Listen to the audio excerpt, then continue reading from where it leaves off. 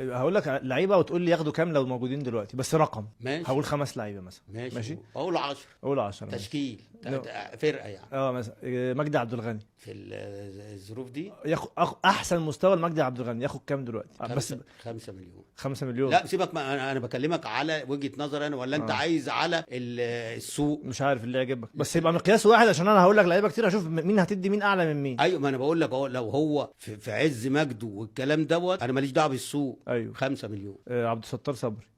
ده 10. جامد عبد الستار. 10. شيكابالا في احسن شكل ليه. 10. وائل جمعه في اقوى حاله ليه. 3. 3 اقل من ادم السيد. يعني مش هيصنع هتعاقبه الفارق. يعني ولا ايه؟ تعاقبه؟ لا مش هعاقبه. بص، ربنا ادانا درجات. في ناس بتلعب كوره يعني كويس ان هي بتلعب كوره. كتر خيرها. وفي ناس تانية المواهب ما تظلمهاش. طب ماشي، عصام الحضري. 10. حسام حسن. 8. حسام حسن 8. عشان هداف بس. الخطيب.